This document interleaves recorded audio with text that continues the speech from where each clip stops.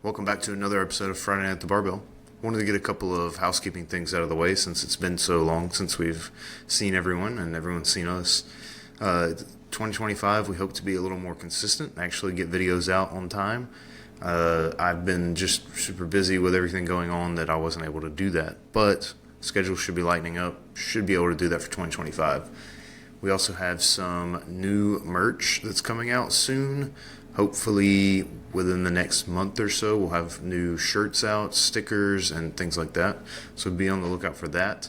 We're looking for anyone that wants to come on, coach, athlete, whatever. If you've got somebody you know that might want to come on and give their story and promote something, whatever they want to do, we want to talk to them, we want to hear from them, and we want to bring that to everybody.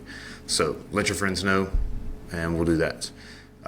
So we had seasons at first for a podcast. We're on technically season 2. Probably would be season 3 if I kept doing that, but I think I'm just going to go straight out episode numbers now. The season 1 and season 2 really just split between going from audio only to video only and figuring out the style that we wanted to continue with. So I think we're on with that now, and we don't have to do anything new. Big thanks to everyone in 2024 that gave us their time and watched us and helped us grow and got to be there for all the ups and downs of everything. And we made top 20% viewed video podcasts on Spotify, which was fucking insane. Hopefully we can do more and bring even better content for everybody. On to this episode. This is episode 12. Yep. So, onto this episode. Since we're not doing seasons anymore, this will be straight out episode 12. And I had on Logan Leverett. Pretty much anyone in Alabama that does any Powerlifting United or did WRPF meets will know who he is. He's the nicest guy in powerlifting, I think. I challenge you to find someone nicer than him. He helps out everything he can. He helps out with the Powerlifting United stuff, spotting and loading, whatever he can do to help. He wants to be there and help. He's now coaching some newer athletes, so bringing new people into the sport. And this episode isn't just about powerlifting. He's also a freelance, somewhat working his way to be freelance financial advisor. So he wanted to come on and talk about 1, Alabama powerlifting, and 2, ways you can start investing in yourself and putting money away for your future. I think, the state of Alabama is pretty across the board. There's some financial literacy issues, and, maybe this hits home for someone and they learn themselves how to start investing in things. It's a process and a journey, but Logan helps with finding out the little things that can start your journey. So yeah, episode 12 with Logan, presented by Powerlifting United. Welcome back. Another episode of Friday Night at the Barbell. Today I have Logan Leverett, also known as the Dividend Deadlifter. He is a powerlifter and a amateur investor. Wanted to come on and talk with him. He's a good friend of mine. Probably the nicest guy in Alabama powerlifting. Maybe Heidi is the nicest girl, but I think nicest guy goes to Logan. We should make an award for that. Anyways, Logan, how's it going? It's good, man. Good. I'm a day one listener, so I'm happy to get on the podcast and chat with you. Day one listener, first time speaker. Nice. We appreciate everyone that listens. Try to give a platform to everyone. It's very small, so do what you may. But yeah, we've got pretty decent powerlifter, not elite like some. No, not me either. But one of the boys that stay also in my lane. I know who I am. I know where I'm going. Yeah, not quite a coach, but you're here to help anybody that needs it always.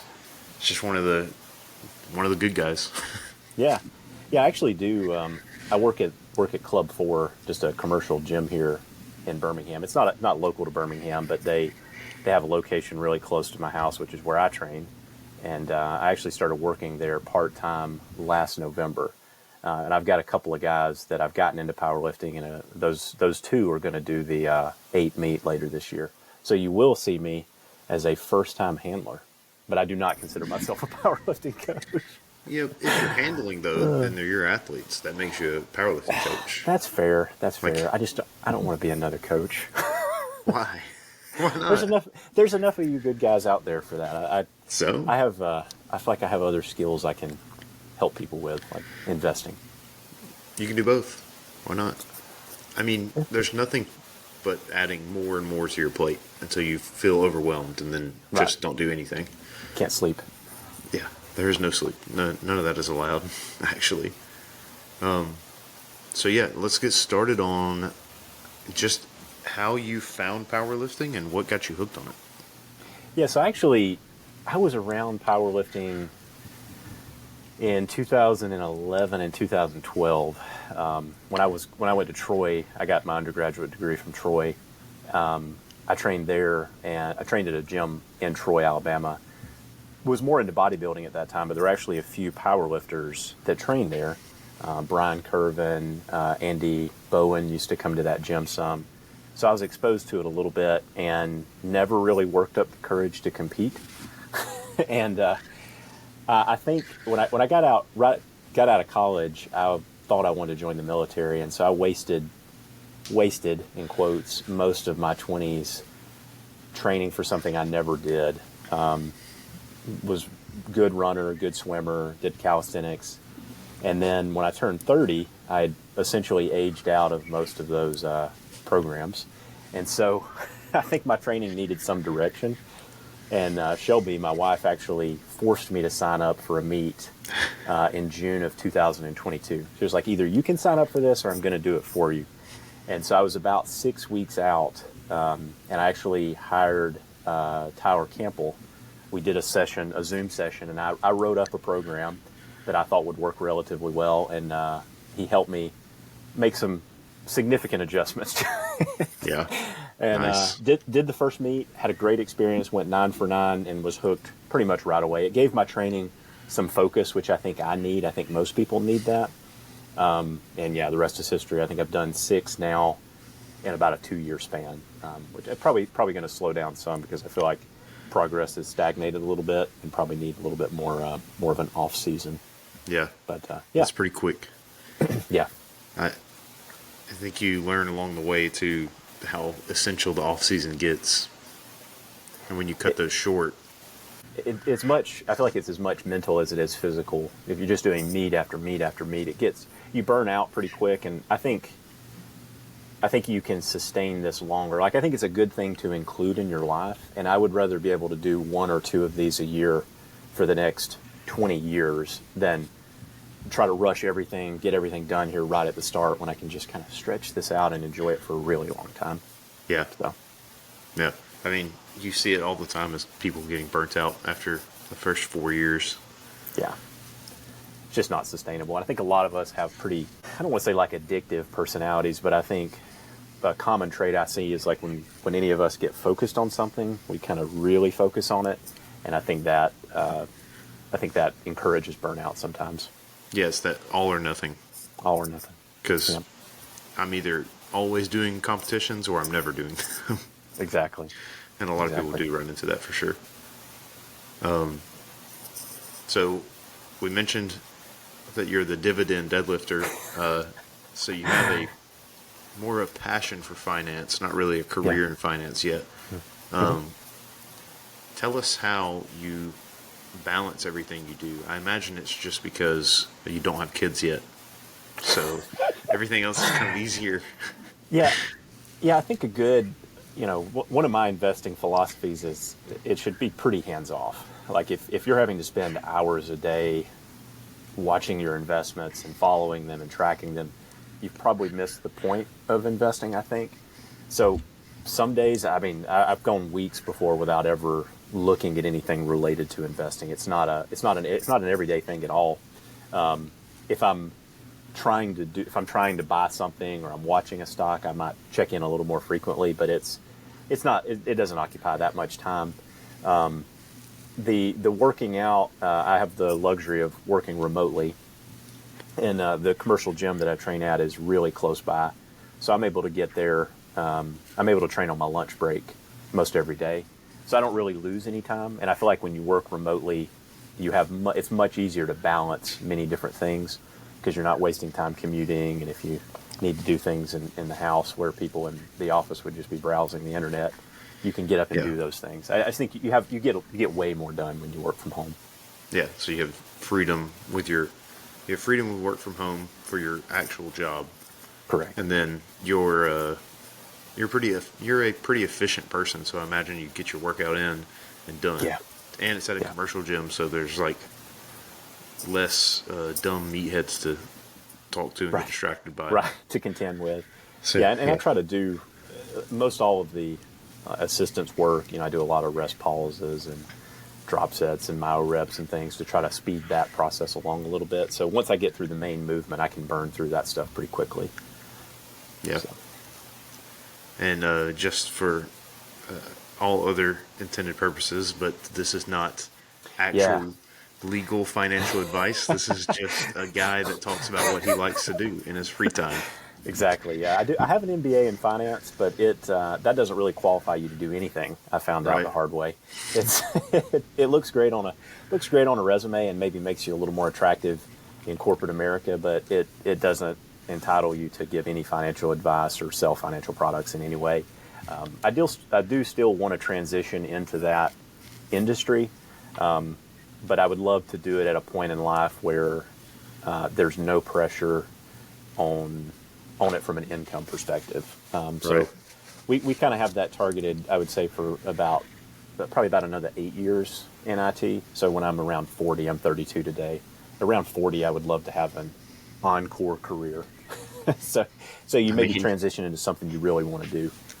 Yeah, that's a pretty damn good plan. Not a lot of people can say they can change careers at 40. So yeah, and there's a lot of the internet's become there's a lot more information about FIRE, financial independence, retire early. I'm sure you probably heard of that too. Yeah. And you have people working at these big technology companies that live in a van and save 90% of what they make and they retire when they're 32. And I don't know. I think it's good to have some purpose in life.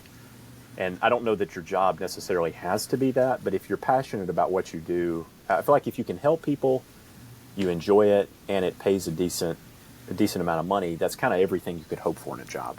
Mm-hmm. So I don't really want to slave at a job until I'm 32, retire, and then sit around and play video games. Like I think humans, I think we're at our best when we have something to do. So, yeah, you want to be productive in some fashion. And I mean, if you transition to a career in finance, you might have an easier way of helping someone. Absolutely. Right. You can do it. I can do it professionally and have, all of the credentialing that I would need to actually sell the product and the service. Interesting. We do have a very turbulent time in investing right now, more than ever. The past probably, 6 years have just been very up and down. Mm-hmm. So that probably requires a lot of mental fortitude, I would say. Maybe not focus necessarily, but staying with your process, keeping to your plan, as does powerlifting. Mm-hmm. So how do you think that mental toughness is a balance between both? Yeah, so I kind of think about the investing. There's been sort of two periods that I've experienced, and there's always volatility, but I followed it pretty closely from about 2015 through basically 2015 to before COVID. There wasn't anywhere near the dramatic ups and downs that there are now. I feel like COVID was kind of the start of that. I think there are way more just average people investing. So I think there's a lot more market participants, and that's been kind of the rise of the meme stocks, and more recently the AI craze. All these big technology companies that have gotten absolutely massive for good reason in some cases. so there's just more dramatic swings than there used to be, and that's one of those things that I think you have to experience it as an investor once you go through a period where, you see red day after red day after red day, and you stick to your process, and you come out on the other side of that way ahead of where you started because you plugged in money as it was going down and you just stuck to the process that you had. You get to the other side of it, and again, you're way ahead of where you were. And I think the same thing happens in powerlifting. And Bryant, you probably know this, you know this better than I do more recently.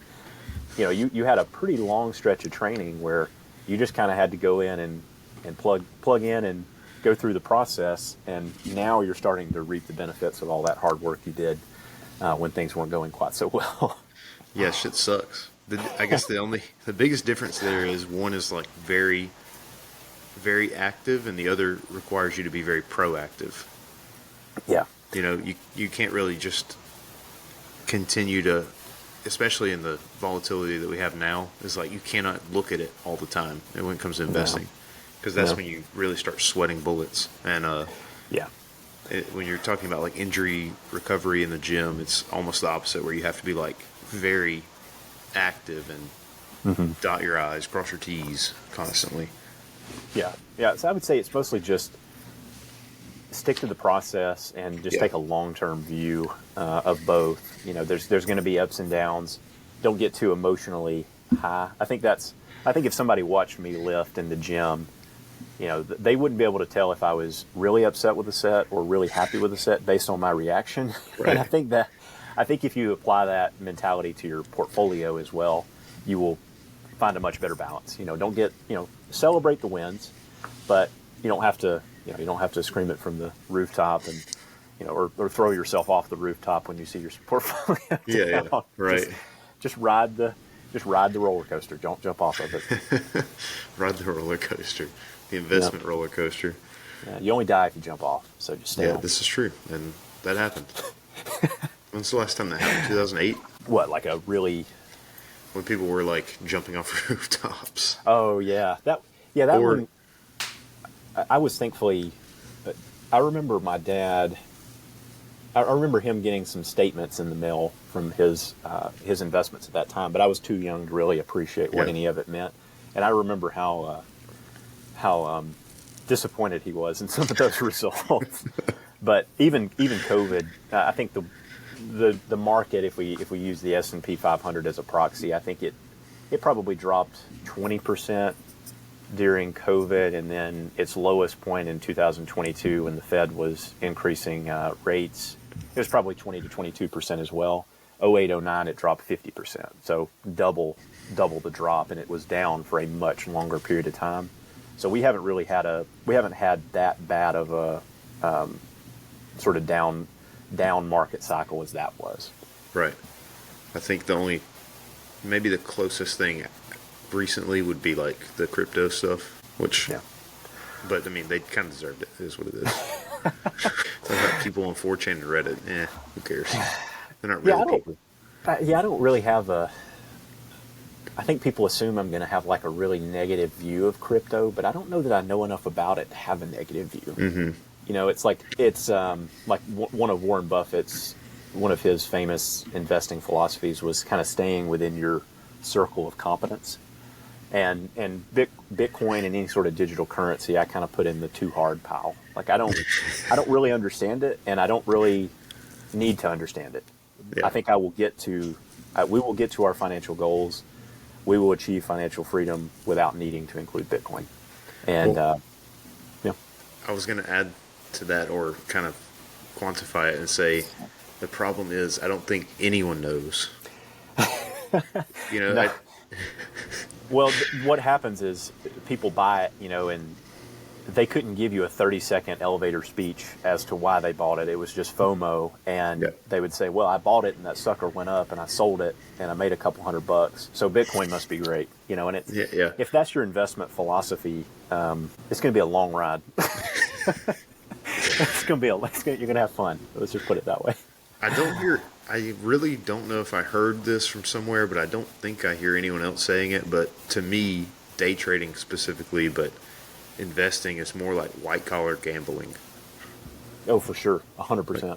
That's what I always call it. I don't know why. I don't know if I heard that somewhere, but I always just feel like, you got these guys that go take whatever money they can, throw it in the casino, put it all on red, let it ride, baby.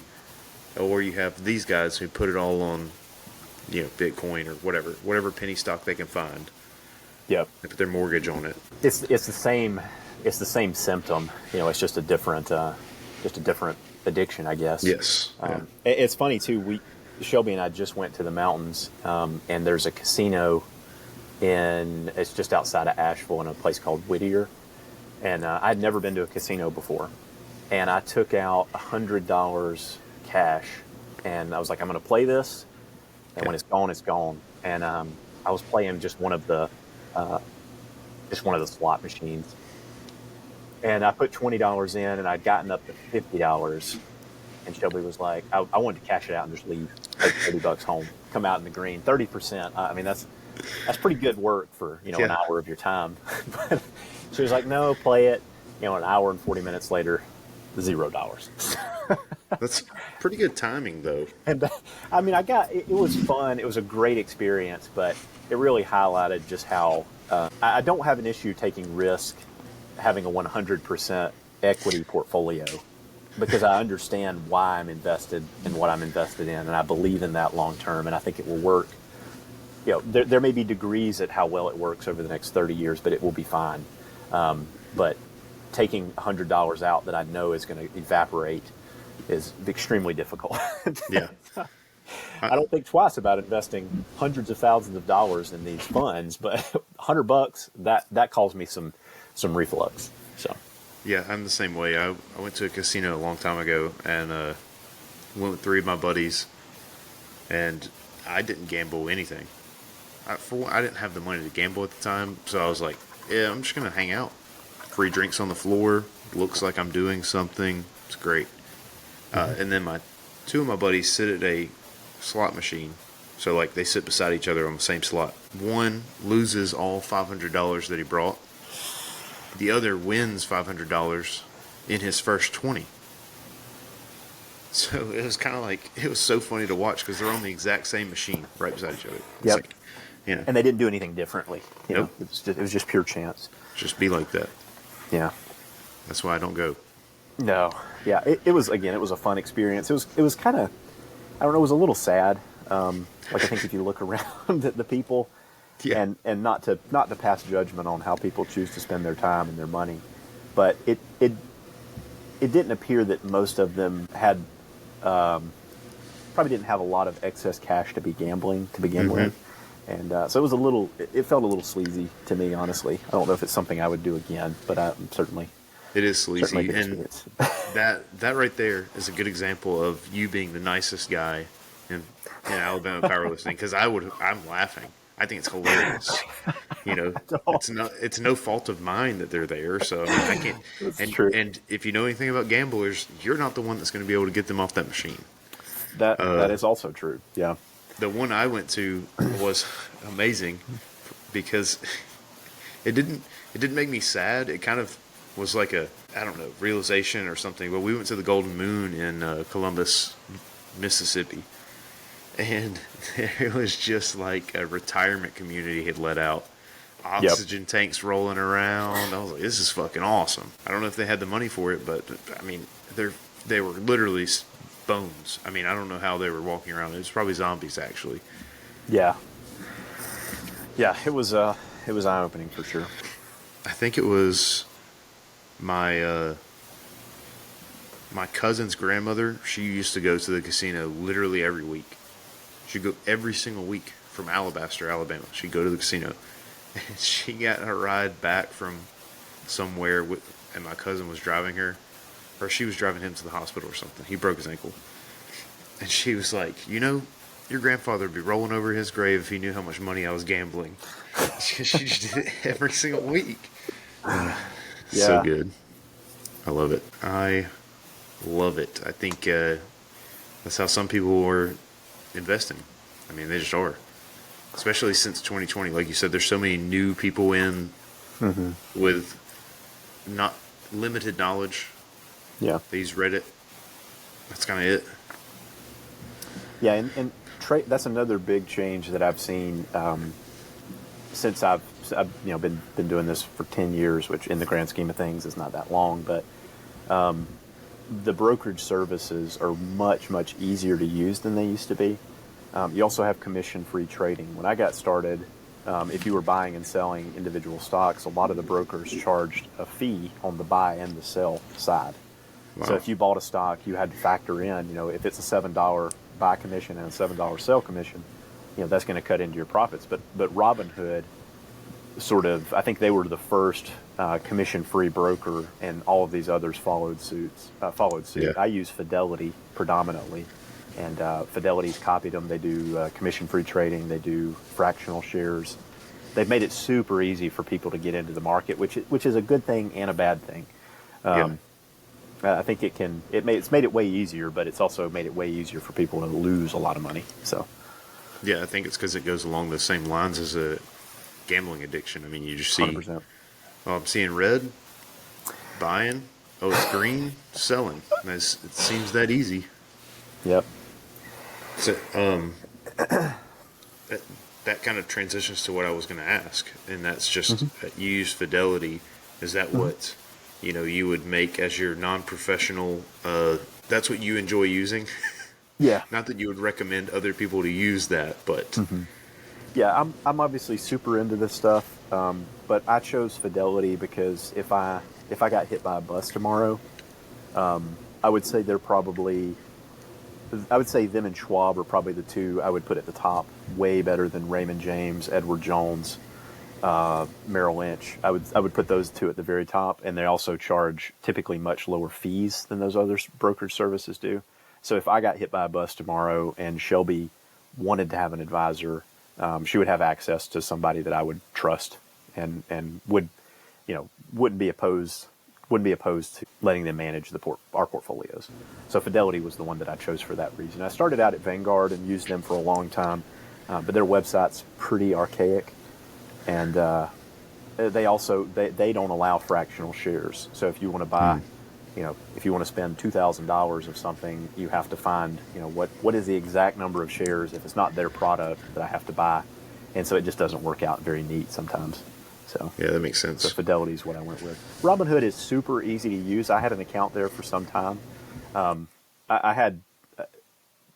wanted to try all of the brokerage services. So at one point, I probably had 8 different non-retirement brokerage accounts. Yeah, total freak. That's funny. And I consolidated all of them into Fidelity. That was one of my goals for last year, was to make this thing as easy as possible for somebody to pick up and run with.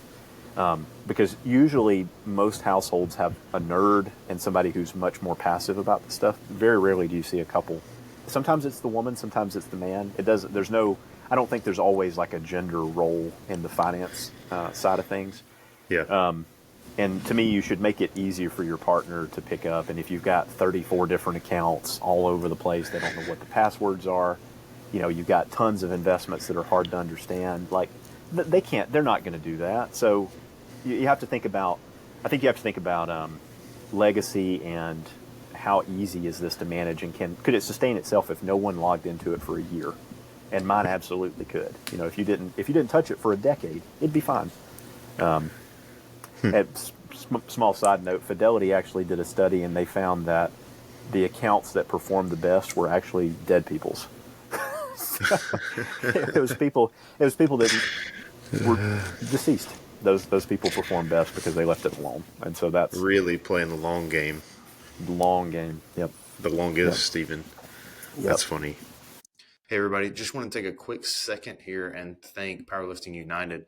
They're our sponsor for the podcast right now, and just show you a couple of the meets that are going on. If you go to alabamapowerlifting.com, you can actually see everything on the page that's available to you. So you can find competitions, see all the records, how to become a member, the rule book. So if you come to find a meet, we can actually see here the next one we have coming up is Southern Regionals, the championships, February 8th and 9th. It's a tested and non-tested meet, so anybody can register. I think there's a 120 lifter limit per day, so there might still be a lot of room. Not really sure on the room part of that, but Go take a look. It's how you're going to get qualified for nationals. Then you've got the non-tested meet, Journey to the Cursed Lands. That's the Smurf meet, April 12th. It'll be in Birmingham.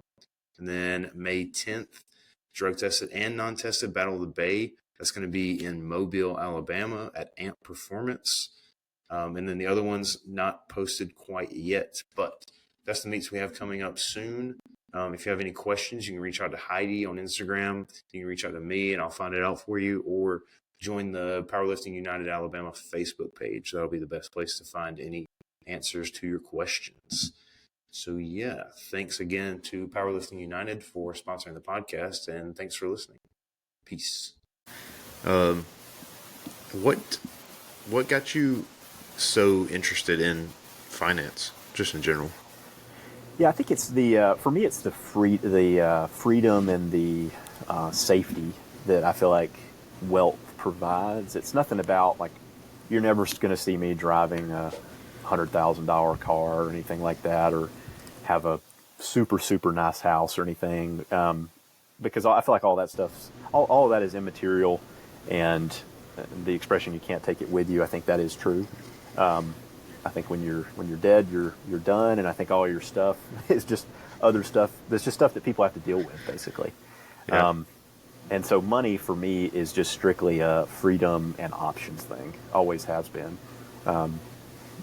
Yeah. So it's not necessarily about accumulating the biggest pile I can get. It's just getting to a point to where I don't have to work, and you don't have to think about money anymore. Not living frivolously, but just, if you want to spend money on a vacation, you don't have to think about that anymore. You just do it.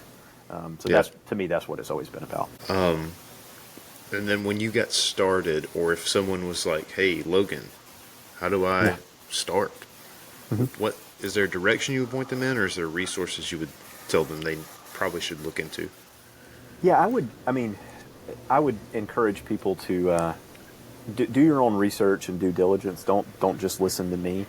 All of the knowledge that I've accumulated has been over many years of my own research, and I think if you applied it, you'd do fine. But I think you should also understand why I would recommend certain things. But the biggest kind of overarching piece of advice that I would give people, and this relates to everything, even powerlifting, is focus on one thing at a time. I think a big mistake that I see people make, and this relates to investing, because they are, people are trying to pay off student loans, they're trying to save for a house, they're trying to buy a car, they're trying to fund retirement. They have so many different goals that you're not going to do any of them particularly well. So I think before you really get started investing, I would encourage having minimal liabilities, as little debt as possible. Have a good emergency fund, and if you're going to save for a house, get that process started, and then start moving into investing. Because I think people they try to do all of those things at the same time, and it doesn't really work that well. So we had a really good financial footing. Thanks in large, I can't take all the credit for that. I didn't have student loans. I had a full scholarship, but Shelby had a family that was able to pay her way through. So we got off to a really good start that way. But I would encourage people to contribute to a 401k if you have one of those through your employer. At least do up to the match. So if you contribute 5% and they give you 5%, absolutely do that, because you're just missing free money. And then over and beyond that, I would do a Roth IRA. So people hear Roth, what does that really mean? So there's two types of IRAs. An IRA is an individual retirement account.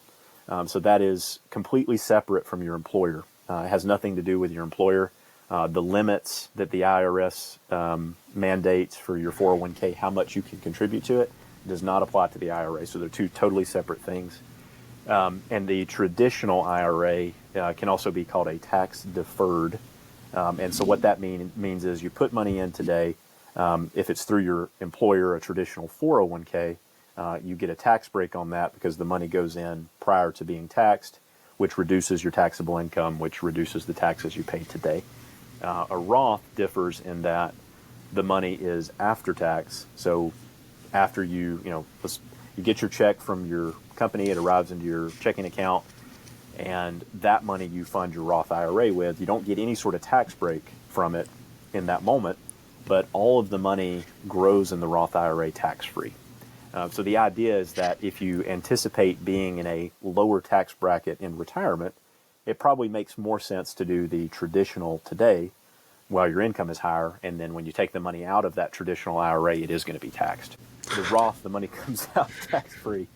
Right. So if you think you'll be in a higher tax bracket later, it makes more sense to do that. Yeah. So the Roth IRA is what I would recommend, and that's just you can think about that as the vehicle. That's not actually what you invest in. So there are ETFs, mutual funds, stocks, all those different things that you can invest in, and I encourage people to pick just a couple of them. Big common mistake I see with people is they have 42 different holdings in an account, and it's needlessly complicated. So I would focus on just a couple of core positions. The three that I recommend are VOO, the Vanguard S&P 500 Index Fund. So an index fund just tracks the underlying index. So in this case, the S&P 500. So that's a collection of 500 of the biggest publicly traded U.S. companies, and they're market cap weighted. So what that means is if you look at a stock and they're trading at $100 a share and there's 1 million shares outstanding, you multiply those two things together, that gives you the market capitalization. So if you take a company like Amazon, Microsoft, Google, these trillion-dollar businesses, that is just a representation of their market cap. So the S&P 500 weights them. So those big technology companies are a big chunk of the S&P, kind of at the very top. So when you invest $10,000 in, if the stock represents 2% of that index, you can think about your $10,000 being spread according to the percentages within the index itself. So the S&P, yeah, perfect. So VOO, people refer to it as VOO. That is an S&P 500 ETF. So that would be the first one that I would suggest. And then SCHD is the other one. That's the Schwab U.S. Dividend Equity ETF. So this is a collection of about 100 stocks, and I like it to complement the S&P 500 because it invests in businesses that are there. You can think of Home Depot, Coca-Cola, Pepsi, Lockheed Martin. They're kind of boring businesses. People refer to this one sometimes as the boomer stocks. so they're more dividend. Obviously, the name Dividend Equity, it's allocated towards these dividend focused stocks, and historically it hasn't done as well in the last couple of years because it's light in technology, and that's really what has driven the market. But I think this is a really good way to diversify away from some of those big technology companies and put money in other businesses that might be a little bit more attractively valued. And the other thing that I really like about this one in that space, I'm a dividend growth investor. That's kind of what I would consider myself. And this fund has averaged about a 12% year-over-year dividend growth rate. So what that means is if you had 10,000 shares of SCHD and it pays you $50,000 a year in income, year over year, if you didn't reinvest the dividend, so you're taking the cash to spend, pay your bills, SCHD has reliably grown that income by about 12% year over year. So you're obviously staying well ahead of inflation. And again, it's kind of a hedge against those big technology companies underperforming. Growth, the growth stocks, Amazon, Microsoft, Apple, all of these businesses there hasn't really been a period in time since the dot-com boom where that part of the market has outperformed as significantly as it has. And so I think diversifying away from that again has been helpful. In 2022, for example, when those technologies when those stocks led the way down, a fund like SCHD was only down about 2%. So those two, and then lastly would be AVUV, the Avantis U.S. Small Cap Value ETF. So this invests in small cap stocks. So the market capitalization, I don't remember the exact, where the billions of dollar breakdown is, but you can think of these as small companies, and the value represents businesses that maybe are at attractive valuations compared to where they should be trading at. So these are small companies that are attractively priced. And then this particular fund employs some other more complicated metrics that try to capture those companies that are also screened for profitability. So small cap stocks can, I've heard people refer to them sometimes as gas station sushi. you end up with some, you end up with some turds in the bunch, and so you want to screen that tries to capture those that have good financial health, and a fund like this does that. And small cap value, if you go back, 100 years, has way outperformed large cap growth. So we've had the situation in the last decade where large cap growth has outperformed like it never has before, and small cap value has underperformed like it never has before. And I would say this part of the stock market is probably the most attractively valued today. So we're pivoted towards this part of the market a little heavier than I would suggest most, but it can tend to be a little bit more volatile because of the type of companies that this represents, small cap stocks. Right. So AVUV is the one that I would suggest there, and I like a 40-40-20 ratio. So if I was going to invest $1,000 a month, or $5,000, whatever the amount is, I would just come up with the 40-40-20 split on those three. And I think that would be a really solid approach. And I think if you did that for 30 years, I think you would probably have over $1 million if you maxed the Roth and did that. Yeah, That's a pretty good deal, I feel like. Yeah, I do have a question. It's going to be very bumpy. Yeah, I mean, I think anything, if you're talking about making money, is just going to be a risk in some way. Yeah, Taking a job is a risk. Mm-hmm. But my question would be, you said before you want to make sure you have basically all your ducks in line before you really start thinking about really growing a portfolio. Mm-hmm. And then you just said 1,000 or 5,000 if you were going to buy. How are you going to split it, right? Mm-hmm. Was there a minimum you think where if someone's like, oh, I can only do this much right now, you should be like, probably just wait. No, not at all. That's the beauty of something like Fidelity and Robinhood, is I think they will allow for a $1 minimum trade. Yeah. So you could literally put $10 in, do $4, $4, and $2. And if you can invest $10 a week or $20 a week, do it. I mean, yeah. It will add up over time, and it's more about establishing the practice and the routine nature of it. Like, you don't think about it anymore; it's just something you do. And the Roth, I wouldn't hold any. You'll read a lot about portfolio construction on the internet, and they'll suggest things like bonds and international stocks. You can include those if you want, but I would probably not put anything fixed income related in a Roth because of the tax-free growth. If that portfolio averaged 10% year over year, every penny of that's going to be tax-free when it comes out. So you want to be as aggressive. To me, you want to be the most aggressive in the Roth. And I still think there's benefit in doing the traditional route. So that's why my wife and I, we do traditional through our workplace accounts, and then we still do the Roth IRAs on the side. And going back to the income piece, there is benefit in doing traditional. I don't want to make Roth sound like the best slam dunk win all the time. We're at a tax bracket where having that reduced taxable income is beneficial, and I do think there will be opportunity between now and our retirement to do something called Roth conversions. We won't go into that here, but there is benefit. There is benefit in doing traditionals. I know that there was a piece there that got really confusing when I was talking about that, the timing of it, which one makes more sense. And so I would generally suggest people to do both of them, so you have different assets that you can use, because we don't really know what taxes will be like in 30 or 40 or 50 years. We have no idea. We have a good idea, but I think it's good to have a blend of the two account types.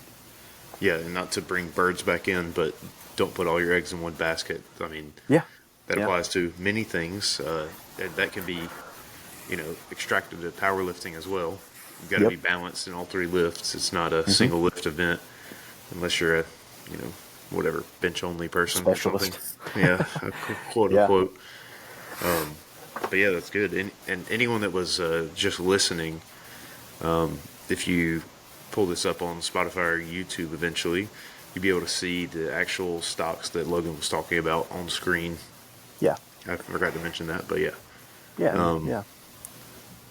Then those So three, there are other. I mean, we have yeah, others in our portfolio, but I feel like those are three that are really transparent and easy to understand what they hold. And I feel like they all complement one another really well. There's not a ton of overlap. All of the stocks, most all of the stocks in SCHD are in the S&P 500 ETF, but they're going to be very small weighting because, again, those big technology stocks reign supreme. yeah. So, When you suggest someone to do their own research, mainly it's to see what stocks they're exactly investing in when it comes to like an ETF or something like that, yeah, right? So yeah.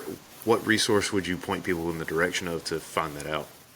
Yeah, all of these, all three of those are big brokerage firms that have PDFs that explain, what the ETF's objective is, and they publish usually quarterly updates, any changes that happen to the portfolio. And all three of those are pretty passive in nature. There are actively managed funds where a fund manager is making decisions kind of at their discretion on what they want to include. And those are all very disciplined in their approach because they're SCHD and S&P 500 are tracking indexes, and the AVUV is they have a strategy they employ. There's no emotion involved. It's just picking the stocks that meet the criteria. So I would encourage people to go to the brokerage sites, do the research there, and then Morningstar and Seeking Alpha are two really good resources that you can do a little bit of a deeper dive into some of the metrics if you want to, or if you have any individual stocks, I would encourage using those resources as well. FinChat is another one that's you can pull up all sorts of financial information. I don't encourage. This applies to the 1% of people who want to have an individual stock portfolio, and I don't encourage that for, again, 99% of people. Just stick with the ETFs.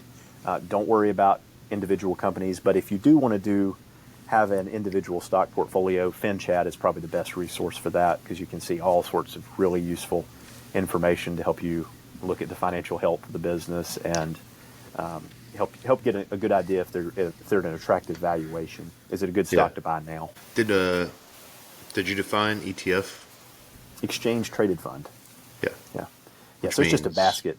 Yeah, just a basket of stocks that again track an index, or a fund manager is deciding what to include and in what percentages. Oh, okay. So, Yeah. You can think about it it's like a mutual fund, but you can buy and sell it like a stock. Yeah. So mutual funds, there's some unique characteristics of those that an ETF doesn't have. And in ETFs, you can also, I don't do this, and I don't encourage people to do it, but you can trade options on those. So they're like a stock, very similar. So you can kind of think about it as a mutual fund that trades like a stock. Gotcha. Okay. I guess kind of mention this. Is there anything like trendy that people should think about hopping in on besides just starting to invest? It's one of those things. I think when the information, I think a lot of times when the information gets to people like us, it's probably too late, a little bit. Yeah. And I've experienced it goes this. to the senators first. Exactly. Yeah. We all just need to follow Nancy Pelosi's portfolio and Her husband just fly to the moon. Yeah. Her husband's really the brains behind the operation, I think. Yeah. But obviously she has a tremendous amount of influence and power. But yeah, I think there's always dissemination of information is probably a little slower to people like us, and so I think we probably miss trends. Mm-hmm. And so I think by the time we hear about it, you've probably missed the really crazy gains. Stuff like NVIDIA. If you bought them I remember looking at them in 2023. So we do have about 10% of our portfolio is in individual stocks. I call it a dividend growth portfolio. And that's where I'm most active. I'm making decisions about which stocks I want to include, what percentages do I want to trim the position, sell the position, how do I reinvest the income that it produces, how disciplined am I with my capital allocation. So I run that like a fund manager would. But the rest of the portfolio is just ETFs, 90% of it. But anyway, NVIDIA was a stock that I had thought about including in 2023. And I didn't really feel like it was at a fair value. It wasn't something that, I think it's a fantastic business, just like Costco. I think Costco is a fantastic business today, but I don't think that the valuation that it's at is a good short or intermediate term investment. I think that there could be downside in those stocks, and if there's any sort of market pullback or extended drawdown, I think companies like that would really get hammered because they will try to get back to a fair value. So to answer your question, do I think there's any hot, trendy stocks? I think that positioning yourself for businesses that will benefit the most by rate cuts is what I would say. So what businesses are most likely to benefit when the Fed starts decreasing interest rates? I would argue that those are probably real estate stocks. Those tend to be fairly sensitive to interest rate changes. And then more consumer-oriented stocks. Those have been pretty beaten down more recently. McDonald's, Starbucks, Nike got absolutely hammered. The brutal earnings call. Their CEO was like a deer in the headlights. It was not good. I've listened to a lot of earnings calls, and that was one of the worst ones I've ever seen. But anyway, so those businesses that have been most impacted by a pressured consumer, I think as interest rates start to come down, as inflation has continued to come down, those businesses will probably be positioned to benefit the most. There could be more short and intermediate term pain, but I probably would like those the most. The ones that are more interest rate sensitive. Gotcha. Yeah, I think we're due for that very soon, seems like. Yeah. Pretty much no matter what happens. Hopefully that does maybe I think first. I think September is, I would say it's almost a guarantee at this point. I think the question is, will they do a 25 basis points, 0.25% or 0.50%? So I think they will do the first one in September. I think it's just how aggressive is it? And potentially two more. I think November and December they also do FOMC meetings. So that's where they'll convene and decide if they want to, how they're changing their monetary policy. So I think we could see 2 to 3 rate cuts this year. And then I think probably 2025, there'll probably be a half a dozen. And 2026, they'll probably get back down closer to 3% rates. Sidebar, somewhat related, mostly related. Did you see I don't remember what his title was, but he's one of the chief financial guys of the U.S. doing his little news briefing the other day, and talking about how interest rates are. I think he was claiming something about them being 3% or maybe 3% lower than they were, or whatever. And someone had asked, like, why are you telling us the interest rates are lower but prices are still high, stuff like that. And he said, not everything's still high. The price of airfare is lower than ever. And all the comments said, we can't afford our groceries, and you're talking about airfare. It's just very, very funny. Yeah. In a sad way. It is. Yeah, it's it has been. I don't want to get too political, but I feel like it's kind of been their own doing to a certain degree, and I feel like the people that have felt the pain most are the people who probably couldn't afford to feel the pain the most, if that makes any sense. You know, it's. Yeah. I think it's created an even greater income inequality because people who have been heavily invested, who have a really good income, it didn't change anything. The stock market's way up. It's way ahead now of where it was prior to the tightening policy in late 2021. So if you had a lot of money and you continually invested, you're way ahead now of where you were 2 years ago. And people who are lower income, who don't really have any assets, are way behind where they were. So it's not good. Yeah, it's not good at all. Yeah, I mean, that's a different podcast altogether. Yeah, I don't know if either of us are. I'm qualified. not an economist. Yeah, right. Yeah, and none of these views or opinions represent the podcasts. This is a non-censored event, so yeah. No matter what people say on here will be up to interpretation of the listener. Sure. Yeah. So. Yeah, the Roth is the way to go, folks. for most people. There are a few things I should mention. There is an income limit for the Roth. Google that one, folks, if it's something you want to contribute to. So if you're single or married filing joint, whatever tax filing status that you have, if you're over a certain income threshold, it will not allow you will not be able to do the Roths. Sorry, I keep going back to the traditional versus Roth thing. So the traditional IRAs also have something called RMDs, required minimum distributions. So you put all of this money in, you get the tax break now, you're going to pay the taxes later, presumably at a more attractive point than you are today when you're working.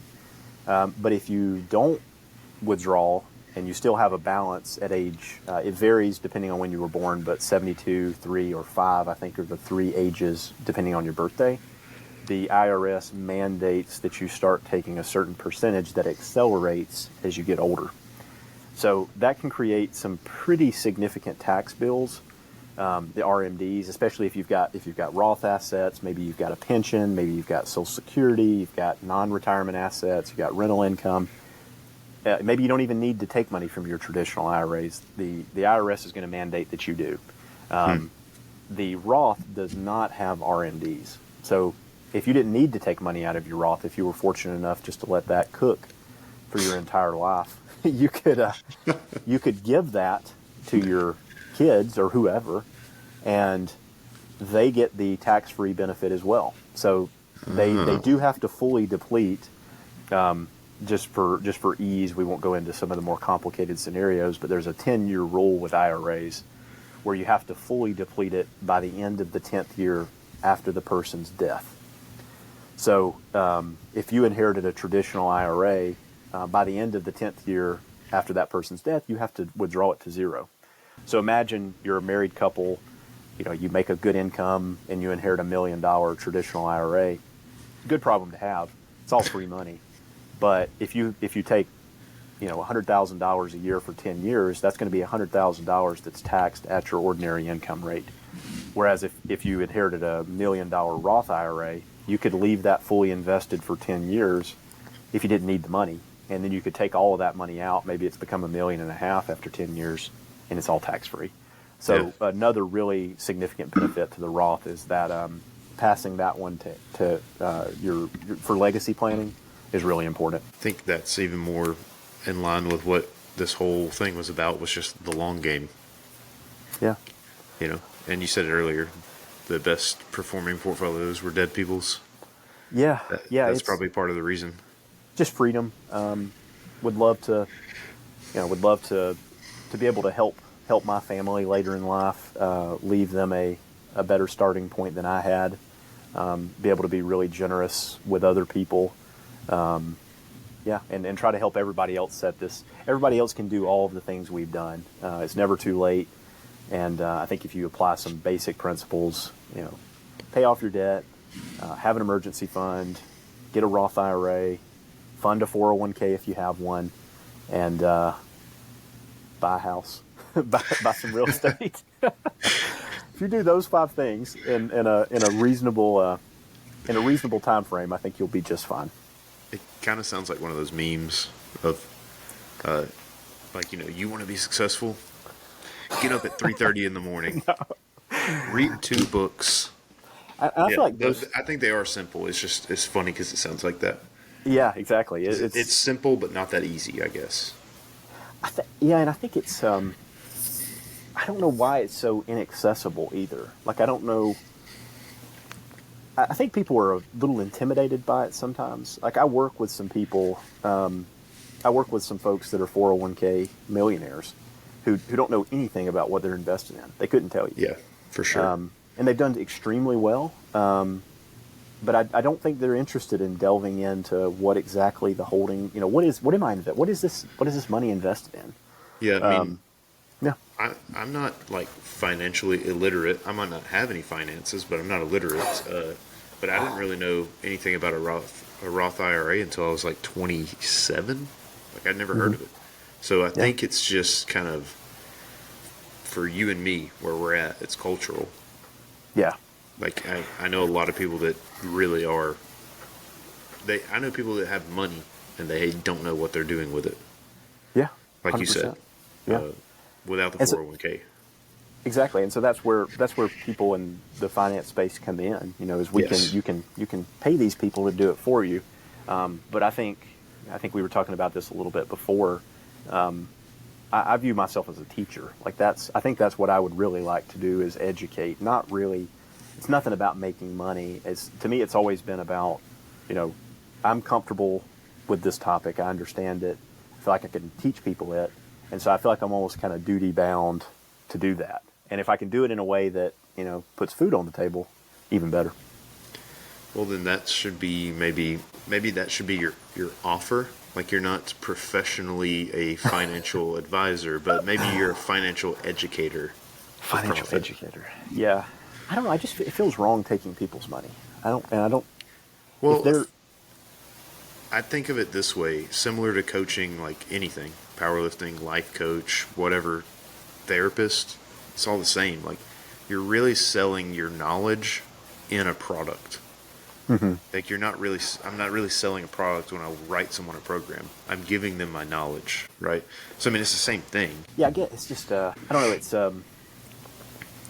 I think there's like a charitable part of me, and I think that's what I like as much about like the personal training. Yeah, You feel like you can really make a difference in somebody's life. Like if I trained somebody who, when they came to me, they couldn't do a bodyweight squat to depth. You know, like right. literally couldn't do a squat, and now they're doing, you know, goblet squats with a 50-pound dumbbell. That gives me way more satisfaction than anything I've ever done. See, that's someone that's going to come to you and they currently stick their money under a mattress and, you know, they wait tables at night Yeah. and have a day job as well. And they put all that money under a mattress and then the house might burn down tomorrow. So that's where you come in. Yeah. Maybe you set up because you have your Instagram, your financial Instagram at dividend_deadlifter. 4 posts. You know, 4 posts, 65 followers. You know every single follower by name. I've But that's not competed the with point. all of them probably. Yeah. That's not the point. My thing is, you know, you offer kind of like a master class to individuals. Because, I mean, I'm sure anyone can just contact you on any platform, whatever, and ask you questions. You'd be more than open to answering it. Maybe you should have a tip jar or something. Because, I mean, to me, I wouldn't feel right just getting information from you without giving you some compensation. So it's people are giving you something, whatever they can afford. It doesn't have to be charge them $150 an hour, but if they can give you $10 and it makes them feel good for asking for advice, maybe that's the way to go. That's very true. Yeah. And it's not going to push. It's not going to tip the lever in any direction, but it'll make everyone feel squared away, like they don't owe you something.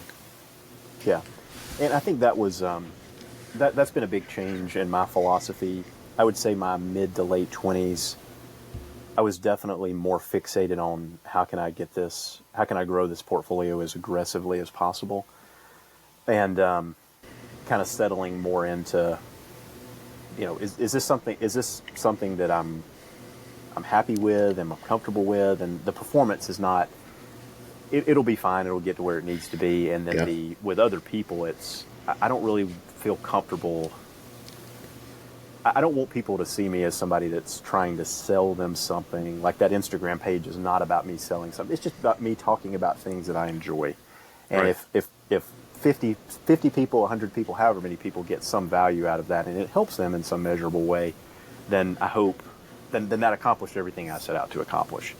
And I'm willing to help anyone with any sort of situation. If it's too complicated, I'll say I'm not an expert by any stretch. I don't have any of the certificates.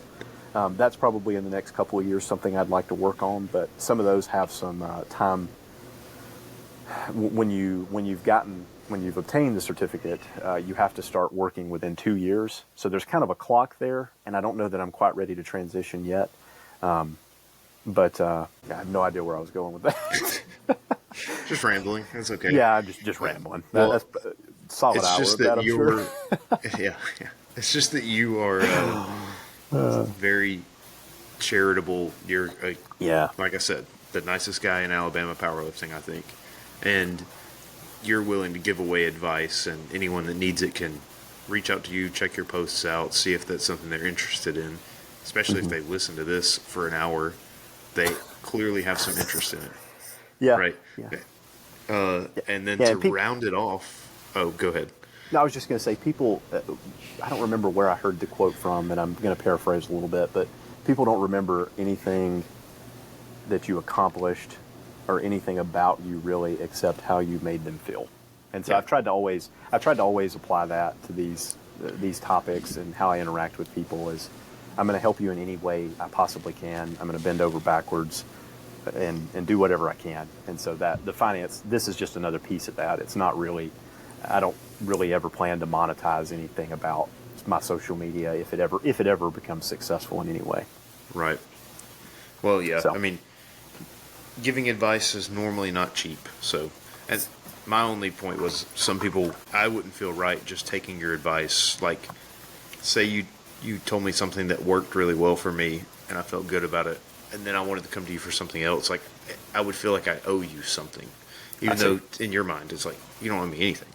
Right. I wanted to do that. I wanted you to be successful, but still, that's where you open up just an avenue for people to feel like they've contributed to your, not contributed, but like given back to you what you've given to them. Reciprocate. Right. Mm-hmm. But to round it out, how does long-term investing correlate with long-term gains in powerlifting?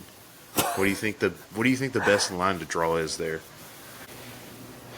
I think it's. I think it goes back to having a process. What is your thesis about?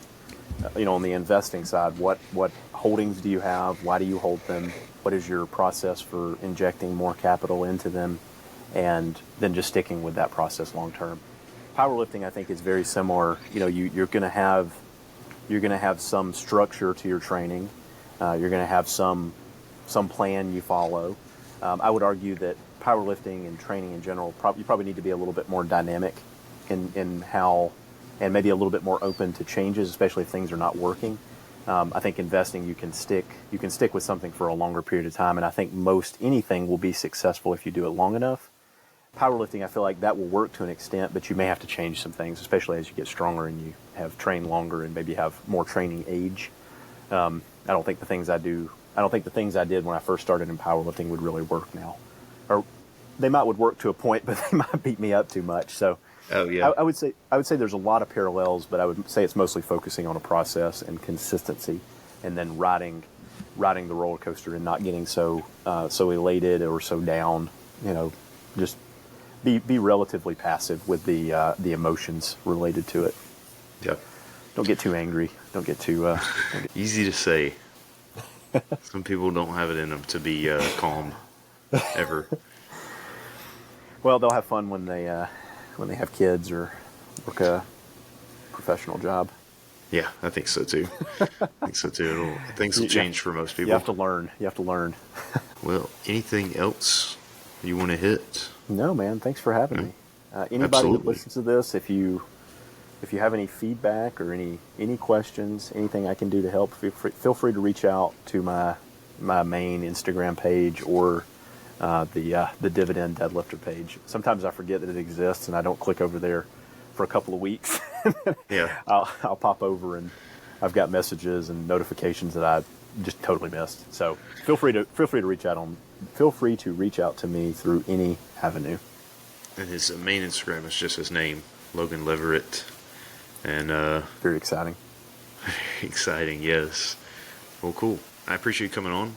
I know we talked Thanks, about man. this for a while, and Yeah. we've been good friends for not that long, actually. But Because of powerlifting. I would have never yeah. met you otherwise. I know the community is small, but it is thick. And yeah, appreciate you coming on. It's been fun. Thanks, man. And that's been your Friday night at the Barbell. Peace.